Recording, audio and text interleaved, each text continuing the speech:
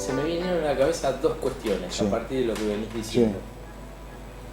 La primera es el impuesto negativo Sí, de los neoliberales. sí, El tema de los subsidios, Sí. el ingreso universal que Sí. se viene hablando. sí, Y la conferencia que dio Keynes en Madrid en Sí. 1930, donde habla del desempleo tecnológico. sí, Y a partir de ahí digo, bueno, esto que venís planteando del esquema de desarrollo, sí, hay que agregarle esta variable. claro. Porque, digamos, la pregunta que te hago es, ¿estas cuestiones se resuelven desde la economía? ¿Se resuelven desde la política? ¿Requieren un consenso más amplio? ¿Cómo se instrumenta? Porque es Sí. muy difícil Sí. de resolver esta cuestión. Yo te voy a redoblar la apuesta. Estas cuestiones son de naturaleza civilizatoria. Claro, Son de naturaleza civilizatoria. claro. A ver, la economía, ¿qué dice en términos globales? La economía te dice, "Uy, miren, tengo un problema en Argentina, que es que la Argentina invierte poco o invierte mal. Tiene un tema de funcionamiento del sistema. Vos estás invirtiendo básicamente menos de 20 puntos del producto, de los 20 puntos del producto, 2/3 son para inversión inmobiliaria, 1/3 para bienes de capital. Contrasentido con todo el resto del mundo, el capitalismo mundial es exactamente al revés. Van 2/3 para bienes de capital, 1/3 para inmobiliario, acá es al revés. Bueno, va. Entonces decís ya.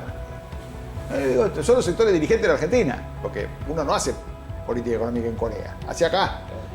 De todo tenés esto. Después tenés estas deformaciones del mercado de trabajo.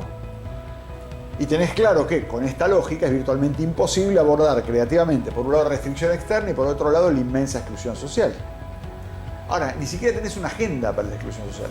Tomo el tema que vos decías de Keynes recién. Sea porque haya desempleo tecnológico y que en el futuro lo vaya a haber más.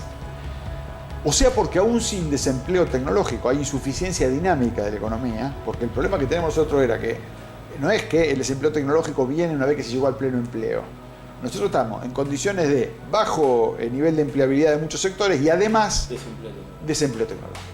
Entonces, este problemón, no se resuelve solo con decir les doy un subsidio. Esto es un problema de integración civilizatoria. Hay que ver, yo siempre digo esto, es feo el término, pero para mí es el que mejor cuadra. Es decir, hay que ver cuánto desprecio está la sociedad dispuesta a asumir. Es una cuestión civilizatoria. ¿Cuánto desprecio? O sea, ¿cuánto es mi límite de desprecio? Y ahí entra otra discusión. Porque si uno dice, miren, yo no soporto que haya 4 de cada 10 argentinos, 5 o 6 de cada 10 pibes en condiciones inhumanas. Y ahí a partir de ahí se discute, porque es una cuestión civilizatoria. Entonces a partir de ahí se discute el excedente, a partir de ahí se discuten los mecanismos de intervención estatal, a partir de ahí se discuten los procesos de legitimación social.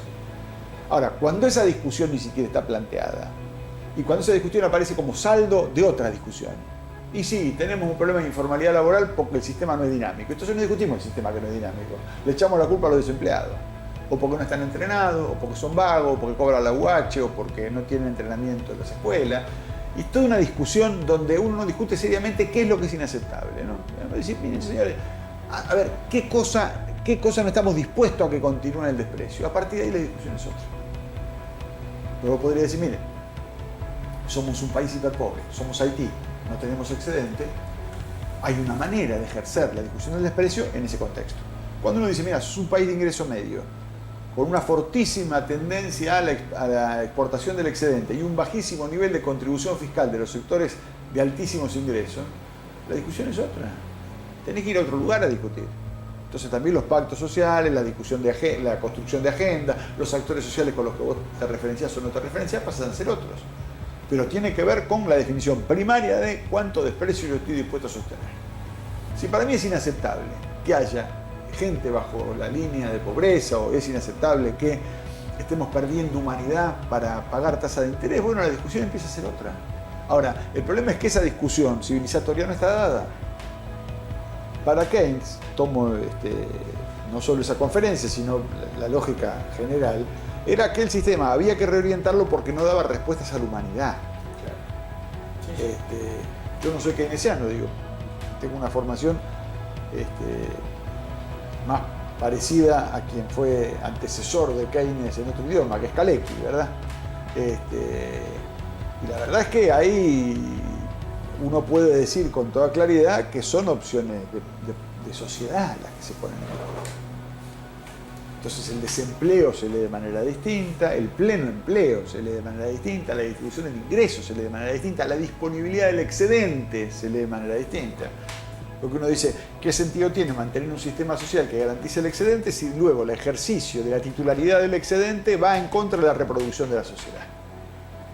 Dilema tradicional que abordó todo el keynesianismo, el neo-keynesianismo y la izquierda durante los últimos 60 años. Es decir, toda la sociedad está puesta para garantizar que el derecho de propiedad y el uso del excedente de un determinado sector lo lleve adelante, y las condiciones para que ese sector haga esto son que ese sector le exige al resto de la sociedad condiciones de inhumanidad crecientes.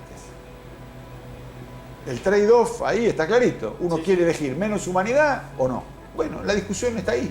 Entonces, cuando una vez que dice, mira, yo quiero más humanidad, por decir un ejemplo sencillo, entonces, quiero más humanidad, bueno, quiero más humanidad, tengo que reconocer, si el mercado de trabajo no funciona, tengo que tener mecanismos de transferencia de ingresos que garanticen que esta gente no quede debajo de condiciones mínimas de vida, pero a su vez que su subjetividad no quede en condiciones de ser un despreciado mantenido sin formación. Entonces tengo que desarrollar una estrategia de política pública en relación con ese universo, que es que son ciudadanos que el sistema los arroja a una determinada condición. Los tengo que sacar con ingreso, pero los tengo que sacar con una cantidad de políticas distintas que tienen que ver con formas igualitarias, no con que ellos son beneficiarios, porque más beneficiarios que ellos, de una ayuda que es paupérrima en Argentina, pero no paupérrima porque sea poca, es paupérrima porque lo que representa el presupuesto. La Argentina resuelve los problemas de pobreza, si se lo pusiese a poner, con 3 puntos del producto. Es decir, no es un problema de recursos, es un problema de tolerancia con la barbarie, que así lo veo yo. Digo, no tolerar con la barbarie porque dicen, más sí, que se caen muriendo, que vivan como vivan, ¿qué me importa? Si igual acá nos toca. Entonces, esa lógica uno la puede plantear de manera muy distinta si piensa que en lugar de ser deudores, porque reciben algo son acreedores mal pagos. Si los sectores populares son acreedores mal pagos, porque la Constitución de este país, el ordenamiento legal de este país les garantiza derechos que el mismo Estado les niega y que la economía los ahuyenta, estos acreedores mal pagos debieran ser los primeros en ponerse en fila. Bueno, para las políticas públicas, para el diseño de la política de empleo, para el diseño de la política social, para las maneras en que se distribuyen los subsidios, para N cantidad de cuestiones. Estás dando vuelta a la ecuación. Es que yo creo que el problema es ese, en realidad. Por eso cuando me dicen el tema de esto que planteaban ustedes del veto al crecimiento. El veto al crecimiento es la desigualdad. Bueno, tenés un problema creciente que para garantizar las condiciones de desigualdad tenés que someterte al estancamiento creciente y a la miserabilidad creciente de la gente. Pero no pasa en Argentina, pasa en el mundo. Vos mirás Europa, que hasta hace 60 años o 50 años era el rumbo al que las sociedades se miraban. ¿Qué está pasando ahí hoy? Está pasando que los sectores medios y de la alta clase obrera de Europa se están cayendo y están haciendo caer el peso de su derrumbe sobre los sectores más débiles, que son el proletariado marginal y los inmigrantes. Están perdiendo humanidad para mantener un sistema de negocios que no los contiene. Entonces, la discusión que uno debe darse, por eso decía que la opción es civilizatoria, es si uno está de acuerdo en coexistir con condiciones de incremento de la bestialización de la sociedad o no. Rosa Luxemburgo tenía una frase divina que decía, miren, en el mundo se encamina una opción de hierro, que es socialismo o barbarie. ¿No?